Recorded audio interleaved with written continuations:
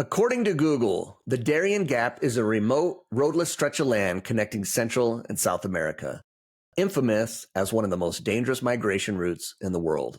After speaking with Charles Reynolds and getting to know who he is, it's no surprise that he chose to take on this treacherous journey on his way from Canada to Argentina. But what's even more astonishing, he decided to navigate the Darien Gap through the Caribbean Sea in a dugout canoe. Get ready for some wild adventures with Charlie Reynolds, including an encounter with El Presidente and a farewell to a good friend. This is a journey you won't want to miss. Welcome to Journey with Jake. This is a podcast about adventure and how through our adventures we can overcome the challenges of life that come our way.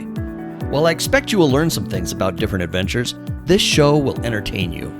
Each episode will feature a different guest or guests as they share experiences and stories from the different adventures they have been on. Not only will you be entertained, but you will also hear the failures and trials each guest faces and what they have done or are doing to overcome the hardships that come their way. My goal is to take each of us on a journey through the experiences of my guests with the hope that you'll be entertained and inspired to overcome your day-to-day challenges. After all, it's not all about the destination as it is about the journey.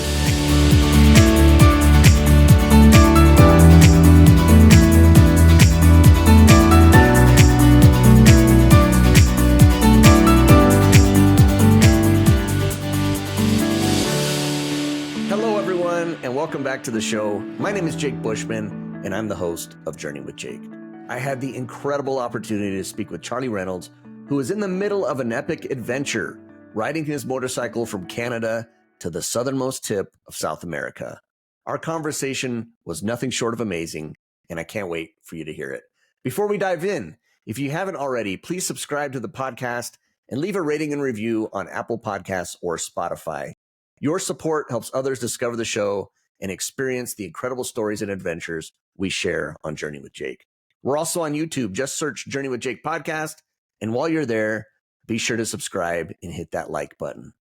Let's connect. I'd love to hear from you. Send me a message on Instagram at Journey with Jake podcast. Let me know your favorite episode or who you'd like to hear from next. If email is more your thing, you can reach me at jake@journeywithjake.net. Check out my featured chapter of Sacred Spaces.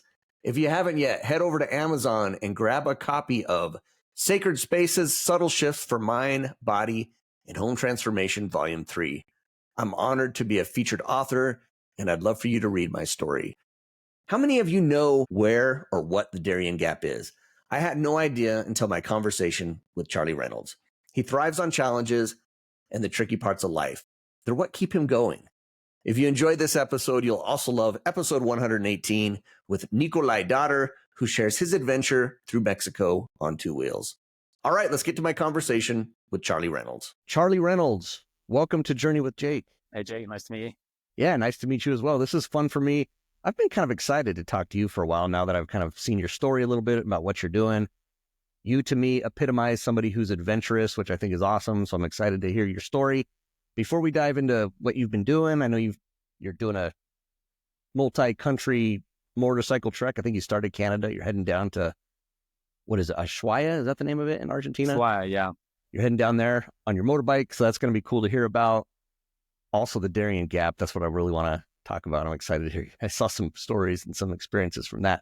Before we do that, though, tell me a little bit about Charlie, who you are, where you're from, that sort of thing. So I'm British. I obviously grew up in the UK, and I think sometime in 2018, I decided that I was spending a lot of my money on just like recreation and getting into the mountains. So I moved to Whistler in BC, west coast of Canada, which turned out to be good timing. That was just before COVID. So I spent those years sort of being outdoors and ski touring and mountain biking and really getting into like camping, outdoor activities, predominantly based around four-wheel drives. So I really got into like exploring the Forest Service roads in Canada. I had some kind of good buddies that would come out with me and yeah, that became a big part of my life. I guess there was a point at which I'd been in Canada for a while and there's a lot to explore on that Pacific Northwest coast. But I really had this idea of like a send at some point in my life. And I guess I had a realization that if I didn't do it and I had the courtesy of a moment before I died to get deep. where I could think about my life, that would be my biggest regret, would be not doing a big send like that, like a big out of my comfort zone trip. I looked at doing it in my 4-wheel drive, which was a JDM Land Cruiser Prado. I'd always kind of imagined doing it in that car. That didn't really work out. It cost a little bit too much money. And I sort of steered myself towards the motorbike. I'd never ridden a motorbike before. I'd done a lot of mountain biking. And I left in October last year with a terrible setup, all the wrong gear. I'd done like a couple months over the summer of practice of like off-road riding. I'd passed my test. I was heading south. So that kind of brings me up to the adventure. Wow. Okay. You haven't had any experience riding a motorbike. You've mountain biked, things like that. And you've been out adventurous and outdoorsy, I guess. What was the idea? Was it was more affordable to do the motorbike? What was your thoughts on that?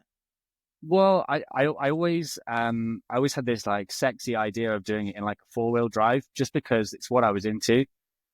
But I guess I realized at one point that the experience is much more important than the juicy materialistic thing that you sit in. And now I can't imagine having not done it on a motorcycle. It's such a cool way to travel, which is kind of like a beautiful mistake. I decided I'm the vessel, right? I'm the one that is going to go to Argentina, whether I'm on a motorbike or a bicycle or a donkey or in a canoe. It really doesn't matter. It's the experience and the people I meet along the way and the things I see, as cliche as that sounds, that are important. So leaving on a motorbike was, at the end of the day, it was an easy decision, an easy switch. All right, let's go back to your time in the UK as a kid. Were you always kind of an adventurous kid growing up? I mean, what kind of led you to, hey, I'm going to go to British Columbia? I don't know if, I guess I used to go on holidays with my family that other kids didn't go on. So a few that I remember were, I think I was about 14 years old when my family and one of our families we were friends with decided we were going to cycle from the Midlands in the UK. We were going to follow the route of the 101st Airborne to where they kind of, the paratroopers landed in Arnhem. And we cycled like across the UK and France and into the Netherlands. That was kind of like the first taste of like a big trip where things can go wrong. From there, I seemed to always get into like a series of adventures with friends. So like the next year it was like a road trip around Europe in my parents' old Toyota Previa. And the year after that, it was a cycle trip with friends back to Amsterdam. And then after that, there was like a 200-pound Volkswagen Golf, which we spray painted different colors. And we said there were 3 of us. We drove it through Europe as far as we could for 2 or 3 weeks. And then we sold it in Greece and we flew home. And then there was like a trip where we flew to the south of Croatia, like 10 of us on bicycles in boxes, and we like unpacked them in the airport and we put them together and we cycled the coast of Croatia, south to north, packed them back up in boxes and went home. And so many things went wrong on all these trips, and it became the only kind of trip that I could do, because other kind of trips, they just fell by the wayside. They didn't do it for me after those. So do you thrive on kind of the things going wrong? I mean, is that kind of what brings it out for you? Yeah, a little bit. I was always the kid who got really excited when the fire alarm went off at school. And yeah, just generally like some of my favorite jobs have always been the jobs where it can get really chaotic. So putting up marquees, like tents for weddings, when we like forget pieces or we get really behind schedule and we're like really up against a deadline. Some of those are like my favorite moments. Is just like learning to focus through chaos. So yeah, wow, that's what I chase, I guess. Yeah.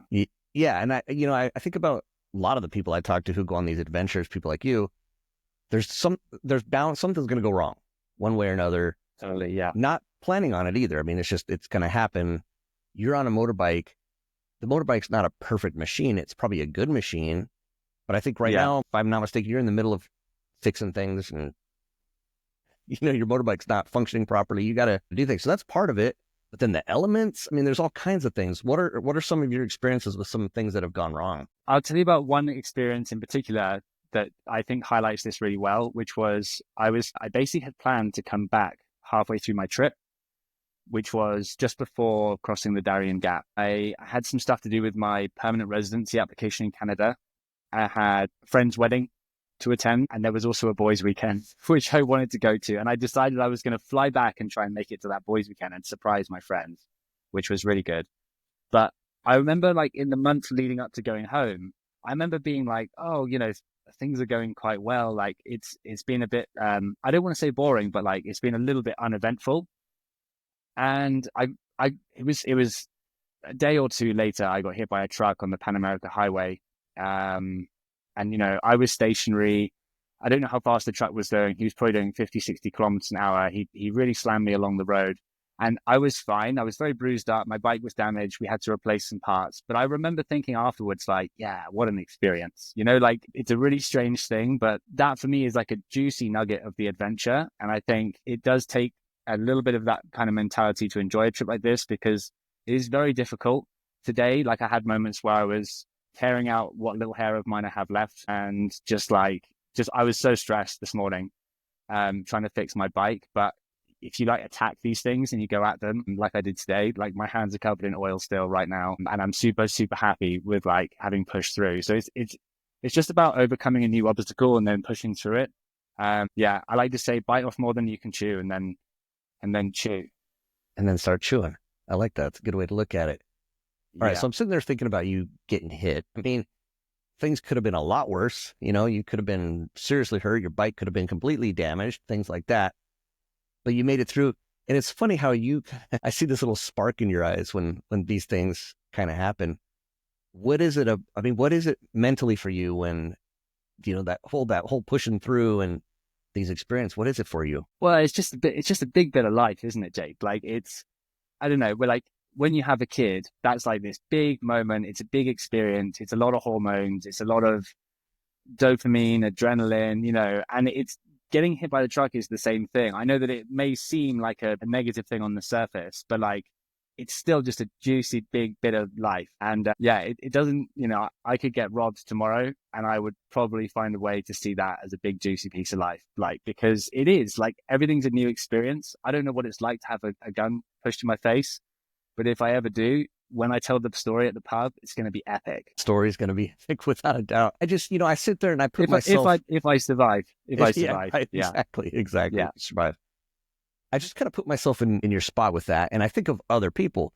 If that were to happen to some people, that would be it. They might throw up their hands and say, that's it, I'm done, and walk away, quit. Well, to be fair, like I don't know how I'd react in that situation. My track record suggests that I would try and see it as a positive experience. And I think a lot of the people that I meet on adventures like this are people looking for like a little bit of a challenge. It's, you don't go on one of these trips to have an experience where you expect everything to happen the way you want. You want these things to happen to you, whether that's a feeling at the forefront of your mind or whether it's a subconscious thing.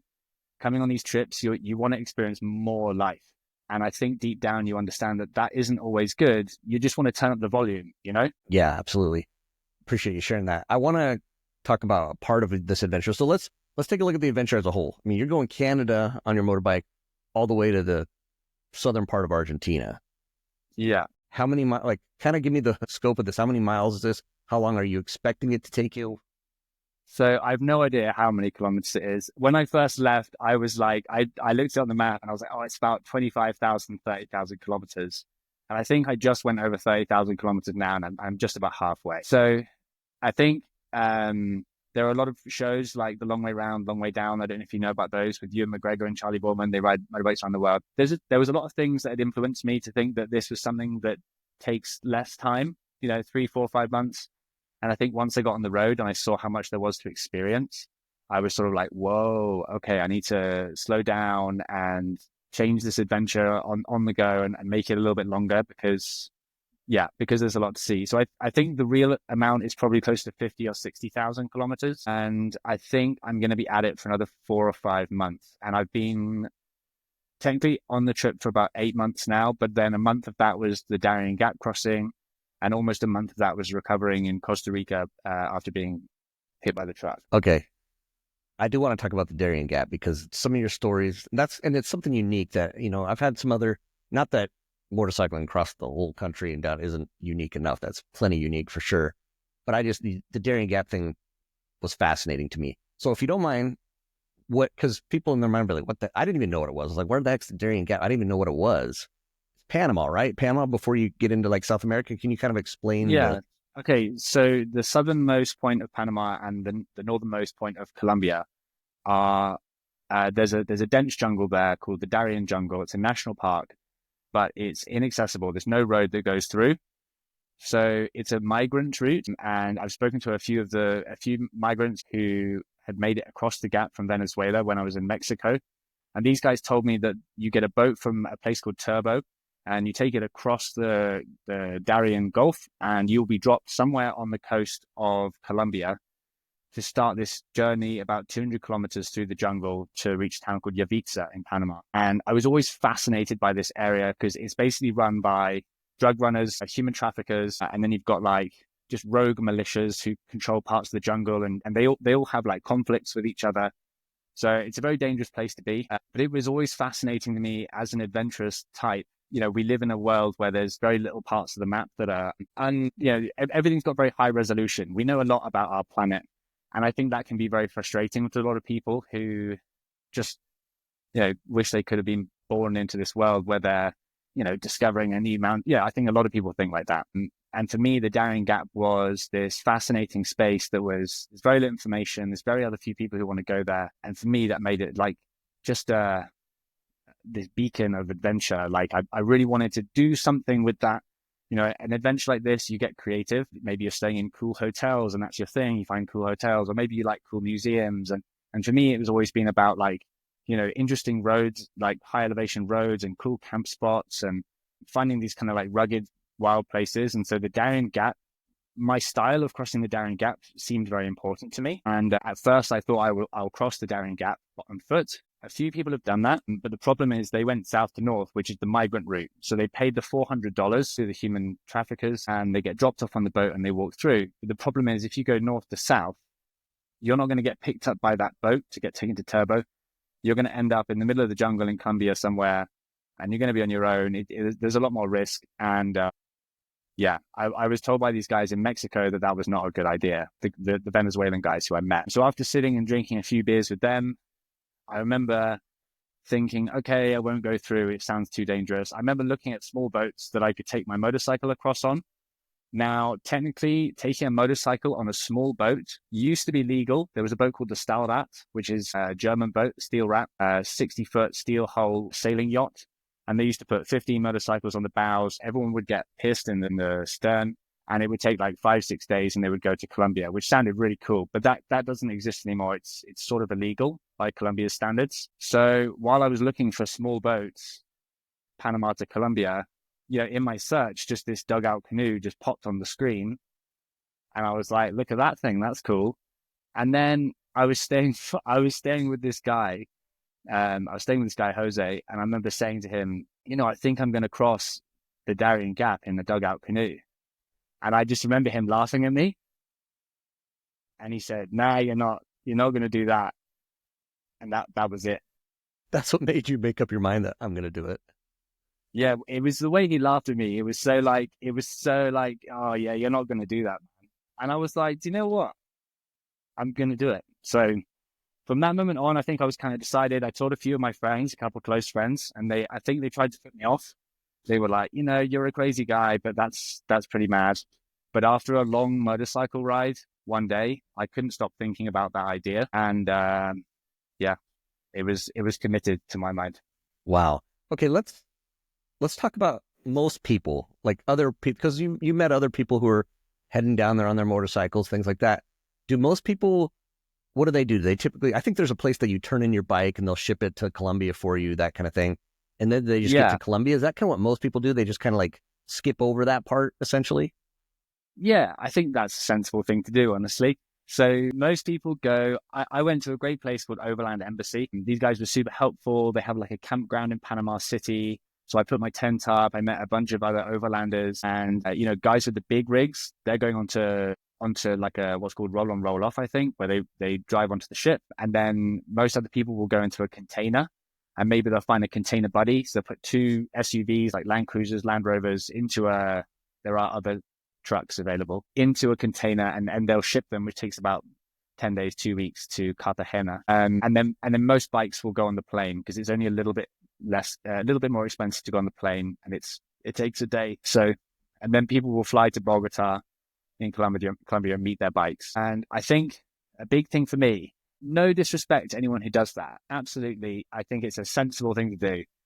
But when I flew home from Panama, having ridden for 6-7 months from Canada, I had a window seat and I was looking out at the at the planet going past, saying like, oh, that bit took me like a month, just that bit there. And like, oh, I went up that volcano. It was amazing. I could see everything. The planes are teleportation devices. And we don't understand that because we live in this like world of, we're impatient and we want to be there now. But the plane is a teleportation device. The amount of like culture and stories and people that happen underneath us when we're on those things is amazing. And I just felt like it was the same. It would be the same for the Darien Gap. If I flew across the Darien Gap, I would miss a lot of experiences and a lot of things. And it turns out I was right. Now I got to go to this whole dugout canoe, because that to me by itself is pretty impressive to do it in a dugout canoe.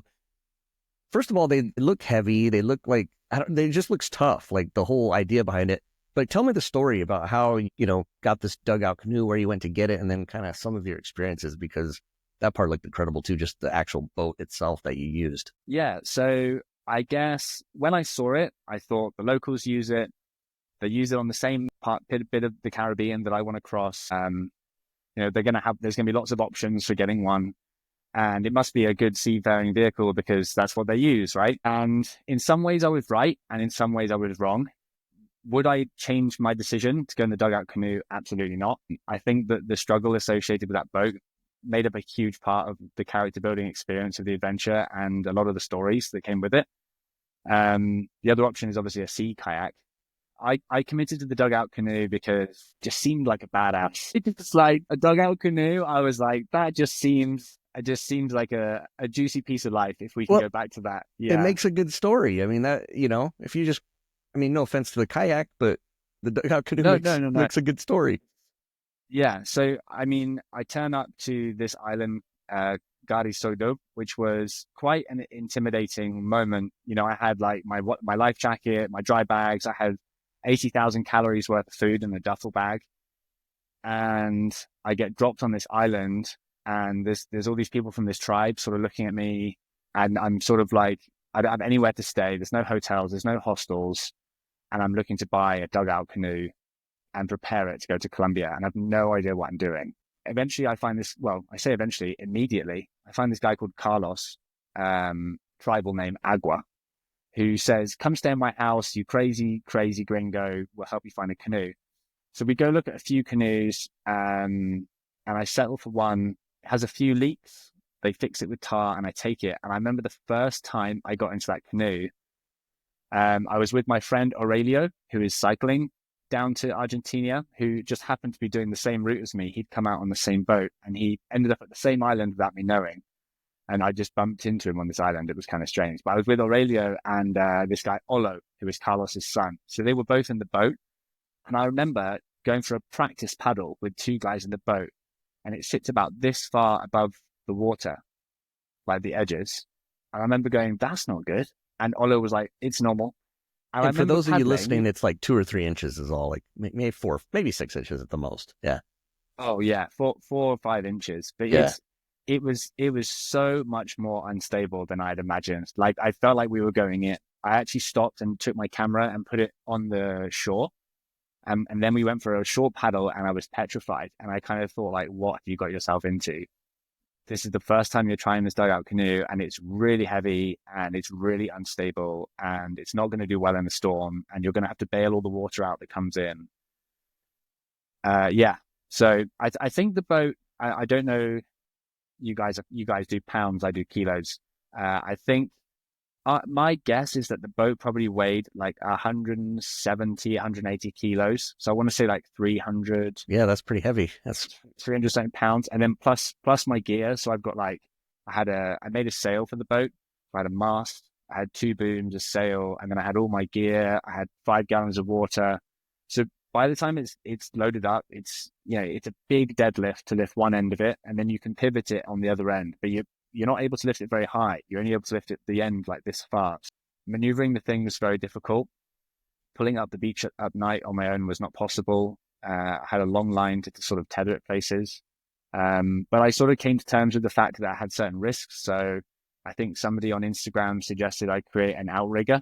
So I created a piece of bamboo that went across the widest bit of the canoe, and that had 2 water drums strapped to it, and I could either have them up, which was for moving quickly, and if it got rough I would spin them so they were down touching the water So that made me feel good. And then I had the sail. And the sail was a cool story because we initially made a small triangular sail, like the kind of thing that a child draws when they draw a sailing boat. And it was made from an old blue tarp. And I remember when I was painting the boat and preparing the boat, because I painted it in the Guna colors, red, yellow, and green. And the locals would come up, assuming I don't speak any Spanish, and I speak a little, and they would blatantly say in front of me, like, oh, like, where do you think he'll die? Like, how many days do you think he'll last? And I was like, I can hear you. And I'm painting the boat, preparing the boat. And I remember we put the sail up, and this old man kind of came in and he said, no, no, no, no, no. And he brought in this amazing, like, big canvas sail that has a second boom. And it was much more substantial. I remember we got it rigged up and there was a crowd of people in the village kind of watching. I remember hearing one guy and he said, ¿Cuántos días piensas, to his friend, which just means how many days do you think? And I just remember being like, yeah, there's one person who thinks I'm going to make it to Colombia. And so at that point, I thought it would take between 2 and 3 weeks. But yeah, it was heavier than I thought. It was more unstable than I thought. It sat closer to the sea than I thought. In some ways, it was a horrible little boat, but it was my boat and it was brilliant. And the reason I wanted to ask about that boat, because some of the videos I saw, it looked like you're sitting in water a lot of times when you're paddling that thing. I mean, it looked like there was, and that's what it looked like. It looked like you were very close to the sea. And I'm guessing if you get any kind of waves or anything like that, you're getting water in the boat. Yeah, so you sit like the back of the stern of the boat is like this, and the seat is right here. So I'm sitting like inches from the water.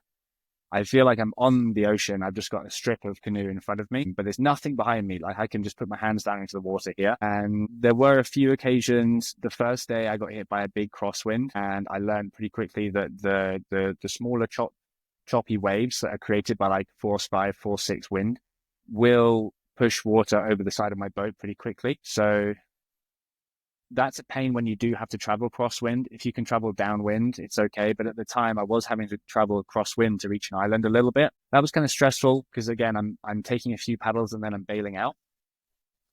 And then there were a few, the last third of the trip is less protected by the Sandglass Islands, which cover the first 2/3. And that area has big swell. I guess I knew what that meant before I went, but it's a whole different thing to know what big swell is and experience it on a ferry and experience it on a bigger boat, and then to experience it in essentially like a tree with all of your worldly possessions in like 2-meter big swell. That's a crazy, crazy experience. And like, again, I had a big smile on my face, but I was scared. Yeah, big swell in the dugout canoe is a crazy ride. But the nice thing about big swell is because it is big and undulating, you're riding roller coasters. You're not getting hit by speed bumps. So the waves don't come over as often. But when they do, it's not nice. They do. Yeah. When they do, yeah. They do. Wow. Some of your videos that you had, the scenery looked gorgeous. I mean, some of these islands that you were paddling by, I mean, some of them were just like little islands that you see like on postcards or, and they're teeny, but they were palm trees and sand. And what was that like? What was some of the scenery that you saw? It was a joke. It was so crazy. And the craziest part about it was when I was on the water, my whole experience was like focus and fear. And it was like, this is your destination. This is where we're going. I'm looking for like storms. I'm looking for waves. I'm looking for like, I'm also looking for things like bandits and like, I don't know what's in this area. But I'm looking for all of these things. And then there's this beautiful noise when the front of the dugout canoe goes up the sand of one of these white sandy beaches. And there's this feeling of relief. Like, and now I'm on a desert island and there's no one else here. And actually there's very few things that can, comparatively, now that I've made land, there's very few things that can hurt me and can kill me.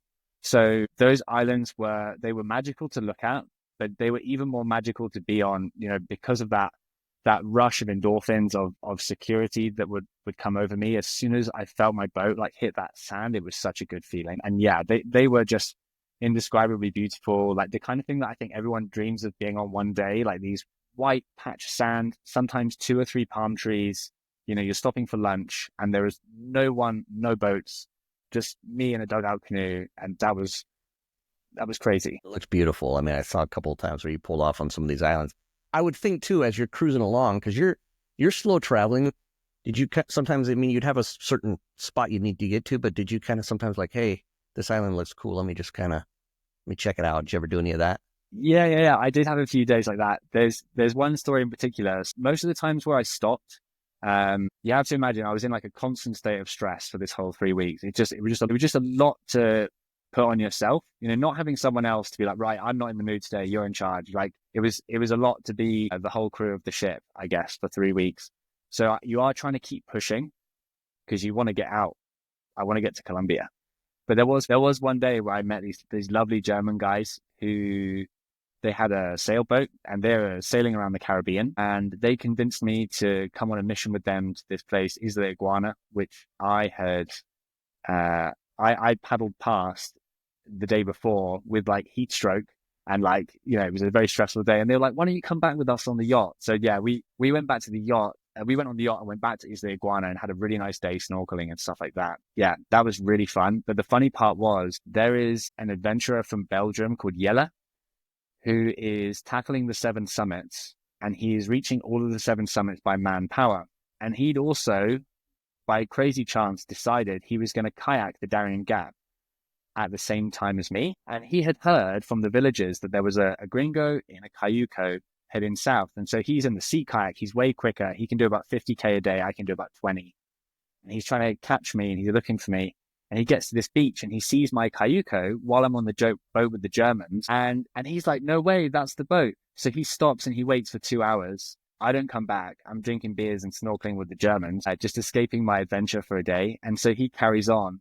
But then when I reach Colombia, by complete chance, I turn up to this place called Donkey Sunrise, which is like a adventure motorcycle hub in Colombia. And this guy Jelle is there on his bicycle. And he's like, you're the guy who was in the cayuco. I was passing you in the Darien Gap in a kayak. So we met in Colombia 3 or 4 weeks later, and we got a chance to talk about our misconnection, which was really, really funny. It is incredible because you think about it, the one time you decide to go have fun with the Germans is the time that he's there. So you guys missed each other there, which is kind of incredible to think about. And then you caught up later. Fascinating. Yeah. It's amazing. That's what these adventures are so incredible. Just the connections, misconnections, things that you have that happen. Totally. Yeah. All right. Darien Gap. How about besides being stressed all the time with the water, the waves, was there any other moments that were actually both, let's hear kind of both, like a moment where you're just like, wow, this is amazing, or a moment where you're like, man, this is rough? Like, how about I don't know, do you see sharks? Do you see anything like that? Like, what do you see there? Yeah, I saw one shark. I convinced myself it wasn't a shark because I saw the fin initially. I thought dolphin, 100%. You're making it up in your head. And then I saw it come up again, and I was like, looks kind of sharky. And then I saw it come up again, and it was full shark fin. I saw its rear fin as well, which is what gives it away, its tail. And then I saw the shark in the water. So it was about 5 foot long. I think from my research, it was a sandbar shark. It was a kind of rusty red color. And apparently they're not dangerous to humans until they're fully grown. But apparently 5 foot would be about fully grown. But it didn't attack me. So, and I did have a 10-minute scary paddle, but that was relatively uneventful. I think 2 other moments that stand out. There's this one section called the Razor. The locals call it the Razor. So it's about 25, 30 kilometers of coast with reef breaks. So you can't land.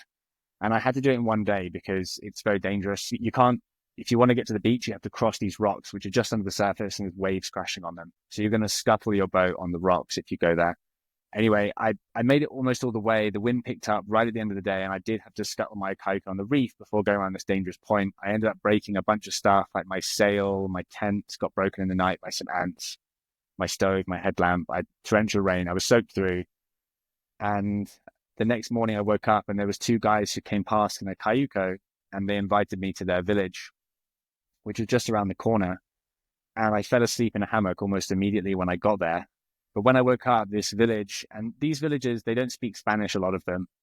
They speak dialecto, which is their language, and it's very basic, but it's very difficult for me to communicate with them well. It's just a lot of expressions and just trying to show someone how you feel or what you need with gestures.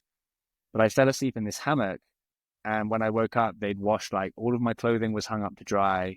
They'd fixed the hole in my tent. They put like a patch on it.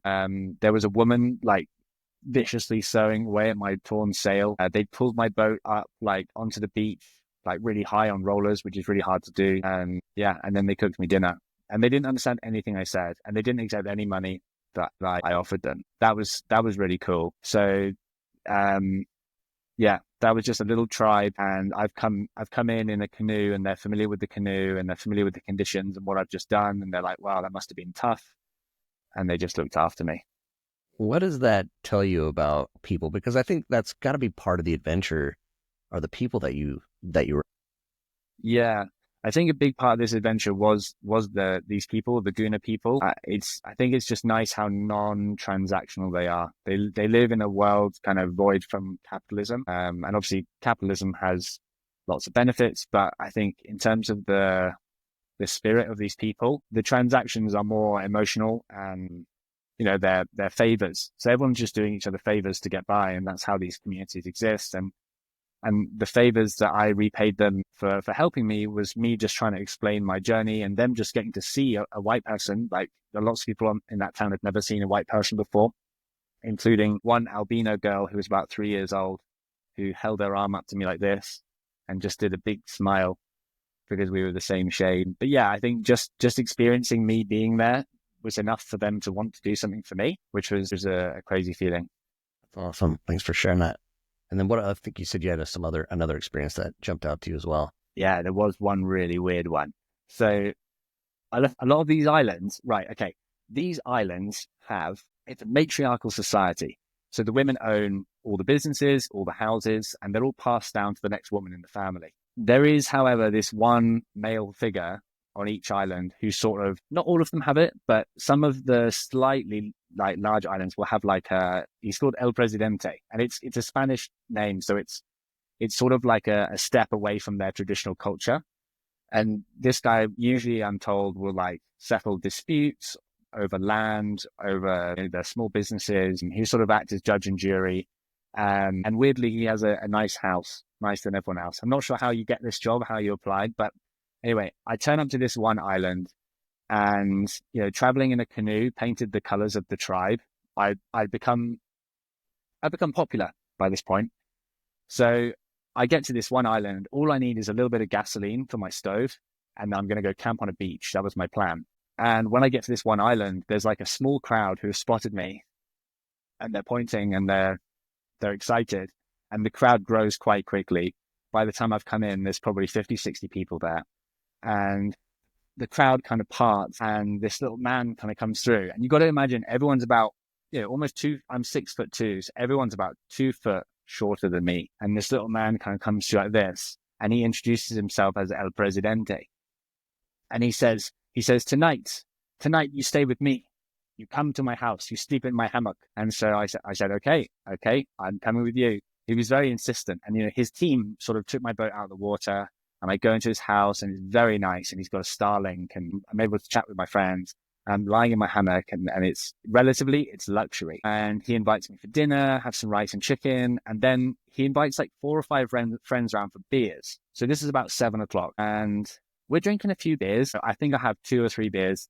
His friends, they're getting drunk in the way that only a Latin American guy can get drunk. Like, they're sinking beers. And they've got like the Latin American, they love these big speakers that have LED lights that are like trying to give you a seizure. So we're sat there like this, and we're drinking a couple of cans, and they're saying, more stories. And he's pointing at me like this. So it comes to about 10:00, and these guys are really drunk now. I've held back because I've got a paddle tomorrow. So I don't want to be, that sounds like an extra thing to have to think about. It comes to about 10:00, and just as the lights go off in the village, so there's a generator on most of these villages that runs for like 4 or 5 hours in the evening. Everyone charges their phone, get lights, then it goes off. So we're now in what I would describe as like the creepy part of the evening. The sun's gone down, the lights are out, and they say, we're going to go see my friend. And I'm up for anything, I'm sure. He's dead. Yeah, they say, we're going to go see my friend. He's dead.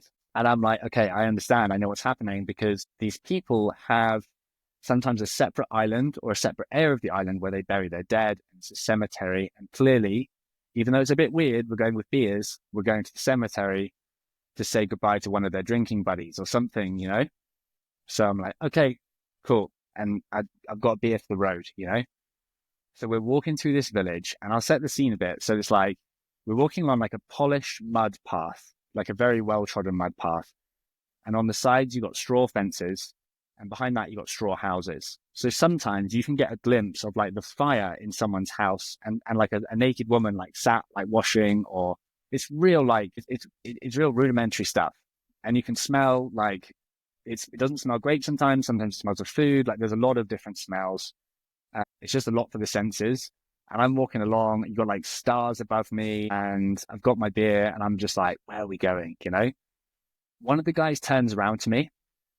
I think he was trying to be helpful, but he just goes, and I'm like, okay, I think we're going to see, this guy's dead. I get it. But I'm a bit confused. We're walking along. One of the other guys manages to type something on his phone. He shows it to me and it says, we are going to see a dead person. And now I'm thinking like, when did he die? Like, did he just die? So we're coming along this street in this village, and I see this one hut that's lit up inside, which is kind of unusual. None of the huts are lit up. It's lit up by candles, so it's kind of glowing. And there's a lot of people outside the hut, and there's a lot of noise coming from inside the hut, like chanting and wailing. And inside there's about 30 women in traditional Guna dress. So they have beads like this, which go all the way up their arms and legs. And then they have these kind of tunics with artwork called mollahs, which are sort of like, almost like psychedelic artwork, very brightly colored, very beautiful, lots of like piercings. And yeah, they look very cool. But there's about 30 of these women in there. And as I get a bit closer, I see that they're all holding candles and some are chanting. And in the middle, there is a dead guy in a suit, just on a table, no coffin, just on the table. You got to imagine, as I come up to the door, the top of the doorway comes to here. Just right? Your chest, right at your chest, because you're so tall. So I've got my lager, and I'm like looking in like this. I'm like, wow, there's no way I'm going in there. Like this seems like it seems like a step too far. I look like a tourist. I've got like a camera in my pocket. I've got my beer. I'm in like a $250 like technical hoodie. This just seems wrong. Like I'm not going to go to this guy's wake or whatever this is. But the president, the guy's drunk, man. So he goes in and he goes, Charlie, dude. I'm like this to this hut. He coming through the doorway, and everyone's eyes are just on me like that. And I mean, it's a funeral, so no one's smiling, but that doesn't feel good for me because it sort of feels like, what are you doing here? Anyway, I stand there for a minute. And, after 20 seconds, people seem to go back to what's happening in the back of the room. And I feel a bit more comfortable. And what's happening is people are taking turns to say goodbye to this guy who died at about 2:00. And so, this he's only just cooled down, and they've dressed him up in his suit, and everyone's come to say goodbye, which I can appreciate. But it seems like a strange event to bring a guest to. So the El Presidente gets down on his knees, and he's like, they're pretty aggressive. The guy's like pounding his chest, and he's like grabbing him like this, and he's like grabbing his hand, and he's like letting his tears like falling on the guy. And he's, this language, the dialecto, it's basic. So like sometimes they are having to like shriek and shout to like express their emotions, and they all get really emotional. They're talking to the guy as if he's in the room. And I think they genuinely believe he is still in the room. And all 5 of these guys, the Presidente and his friends, they do their kind of 2-3 minutes on their knees, like really emotional, saying goodbye to their friend. And I'm standing this whole time, arms sort of crossed, just trying to look as respectful as possible, like a forlorn look on my face. And this dead guy is in the middle of the room. I'm thinking, brilliant, we're about to leave. And then the Presidente turns around to me and he says, Charlie, this our friend. Today he died. We say goodbye. Now you say goodbye. Man. And I'm just, in this moment, it was another one of those juicy little bits of life. I'm like, I've no idea what I'm about to say. But there's now 30 women in traditional tribal dress holding candles, staring at me in a mud hut on an island in the Caribbean, going, what are you going to say? Yeah? To the dead guy. What are you going to say to the dead guy? And I've got my lager in my hand. I'm like, oh, come on.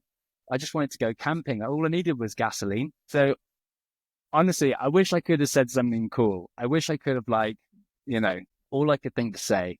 I looked at the guy. I took like a big respectful breath, and I just said, goodbye, friend. And I just waited. I said it, and I put like a really clear full stop at the end.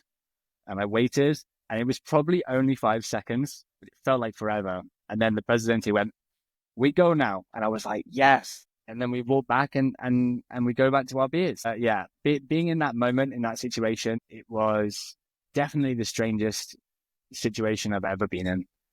Just a really unique experience, and with no one to share it to as well. I think a lot of people get worried, like, oh, if you travel alone, you don't have things to share it with. It really amplifies the experience when you don't have anyone to share it with. You really share it with yourself. That was crazy. That is bizarre. Did you ever learn anything about the guy at all, or no? No idea. Goodbye, friend. No, he had a blue tie. Yeah. Wow, that's incredible. Yeah, and I wanted to ask about that part because you did this by yourself. I mean, you're traveling by yourself, and the whole aspect of being alone or loneliness. What's that like for you? I mean, because you said it amplifies it for you. What is it? What's that like being alone? I always thought that I would enjoy. Well, I never knew that I'm going to do a complete 180 there. I never knew that I would enjoy traveling alone until I did it for the first time. I actually took a train down to the US to see a friend, and I had all sorts of adventures on this train because it turned out there was like no internet on the train. It was 20 hours long. And I met all these like Vietnam veterans and like this like bisexual type tattoo artist. And like we were all getting drunk on the train. And I was like, this is brilliant. Like if I'd come with a friend, we would just have been chatting. And ever since then, it kind of put this seed in my mind that, I could be quite creative around other people. And that led to unique experiences. And I always wanted to have a go at doing like a big trip of my own just to see what would happen, to see what kind of situations I would end up in. Now, at the beginning of the trip, it does take a little bit of time to get used to the solitude. But there was one moment where I talked before about this like amplification of the experiences. There was one moment where in Mexico, in Baja California, now you got to imagine entering Mexico, I was kind of scared. I'd never been to Mexico before. I'd just come to the US, and the US is a mixed bag. Some people will tell you Mexico is great. Some people will tell you that it's like, a shooting gallery. It's not a shooting gallery. But I went from being like this solo traveler, first time in Mexico, only, my first big motorcycle trip, kind of nervous. And I suddenly started to like loosen up a little bit. And I was camping in this place called the Valle de Sirios, which is this amazing valley with these huge, like 40-foot high cacti. And I picked my tent. I cooked up a nice pasta dish. I had a beer. And I was sat like I was deep into the desert, away from the dirt road I've been traveling on, because I wanted to be like really remote, away from anyone who could harm me or whatever. And I remember seeing the most incredible shooting star while I was sat there with my beer. And the first thing you do, like when you see a shooting star, is you like elbow your mate. You're like, "Wow, did you see the shooting star?" You have to like, you get this like confirmation. You want this like almost like a validation that you both saw it and and the experience is shared. And I think that's a great thing, like going on a trip with someone, especially a really great friend or a partner, you really are going to develop your relationship with that person. Now, what I've experienced is in that moment when you see the shooting star and, you don't have the urge to elbow or anything, you just sit for a moment in that moment and there's almost like a feeling in your chest. You're like, sick. And it's like this amplification where it's almost like it rebounds around inside me, where it's like, that was a cool shooting star. It was just for you. And you develop that relationship that you would have developed with another person, with yourself. That for me has been really, really cool, because it's like a lot of these moments, I enjoy the fact that, it would be cool if there was someone to share it with, but a lot of them, it's like, yeah, they're definitely amplified when it happens just to you. It's an indescribable feeling. It's a magical moment. It's something that no one else will understand. And I think coming back from an adventure with lots of things that other people won't understand is a sign of the adventure's success. I like that. So you're in the middle of it right now. You're still on your way down to Argentina. You're heading in the thick of it. Yeah. You're in the thick of it. That's a good way to say it. You're in the thick of it for sure. But looking ahead, because you'll reach Argentina, Ushuaia. You'll get there someday. We don't know when, because you're taking your time. What's the future hold for you though? Because you said you wanted to have like one big trip where you're sending it and you're doing it. Now that you're on this trip, what do you think? What do you want to do moving forward? Yeah, I think for the first half of the trip, I always said that this was something I was sort of getting out of my system. And since I came back on the second half of the trip, I'm a lot better at doing this. It's not a flex. I understand how to prepare things, how to pack my bags, how to set up my bike. and how to spend my time. And I think the other thing I learned was everyone has a different kind of trip. On the first half of my trip, I was sort of allowing myself to be coerced by a lot of people who were also on the same trip, who wanted to see cathedrals and ruins, and maybe they're into wildlife. And I think everyone's interested in everything a little bit, but what I'm really interested in is like wild campsites, like really difficult traverses, really dangerous roads, and generally going to places where other people don't go. And since I've learned to like really lean into that side of my trip, I've enjoyed it so much more that I do think this is more of a Pandora's box than once in a lifetime thing. So yeah, there's a few things happening. Like I've had a few offers for sponsorships for future trips, which I'm sort of fiddling with at the moment. I won't say too much about like my plans or stuff like that for now, because I'm still kind of figuring it out. But yeah, I definitely think that as soon as I finish this trip, it'll be sort of a countdown to when I can live again like this, because this is wild. So it's safe to say we're definitely probably going to see more of Charlie moving forward. Yeah. There's definitely going to be some more big adventures, and there's definitely going to be some more side quests with crazy vehicles or contraptions as well, because that was a little bit of me. That was really fun. Speaking of which, and we've been chatting here for quite a while now, if people want to follow along, see what you're up to, where can they find you? So just one place. I didn't want to focus on too many social media outlets while I'm on this trip, because the trip is the focus. It's just Instagram, and it's Be More Charles, BEMORE Charles. Be More Charles. Perfect. Be More Charles. That's it. I love it. You're kind of like me.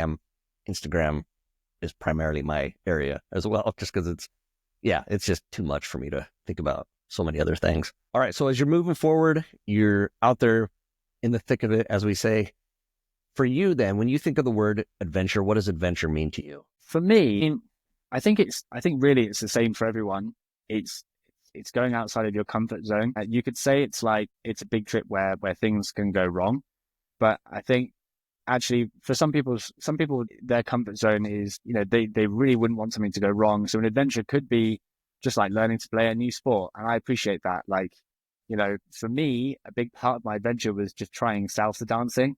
That was well out of my comfort zone. But yeah, so I think in that sense, adventure is different for everyone. But I think if you're asking what it is for me, it's going to sort of slightly less hospitable places, like high elevation, or big scenic mountain passes, camping in places that I just,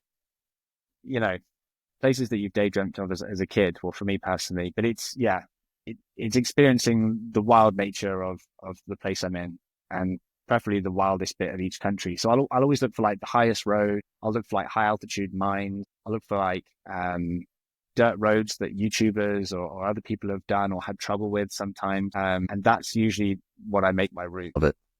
This has been fun for me. You're doing some awesome stuff. I love what you're doing. I love what it's done for you. I think that's been the coolest part, is kind of just seeing you got this little spark in your eye when you start talking about these things and the danger of it, and just, this is life, and it's exciting. So yeah, thanks for sharing that with everybody, and thanks for coming on Journey with Jake. Yeah, no worries, Jake. Lovely to meet you. Love to chat. A huge thank you to Charlie Reynolds for coming on the show and sharing his incredible adventure through the Darien Gap. I especially loved that story about the dead guy. What a wild and unforgettable experience. If you want to follow Charlie's journey, be sure to check him out on Instagram at BeMoreCharles. Thanks again, Charlie, for opening up about your love for adventure and sharing part of your journey with us. This marks the 6th episode I've released in February. Don't forget, we're doing 2 episodes a week this month. If you missed one, no worries. Just go back and give it a listen. I'm incredibly grateful to each and every one of you who tunes in. Journey with Jake has been a dream come true, and knowing you're out there listening makes it all worthwhile. A special shout out to those of you who have left a rating and review. It truly means the world to me. Coming up in just a few days, we've got another fantastic guest, Glenn Van Pesky. Glenn is an avid hiker with experience on the Pacific Crest Trail, and he's all about doing more with less. You won't want to miss our conversation. Just remember, it's not always about the destination, as it is about the journey. Take care, everybody.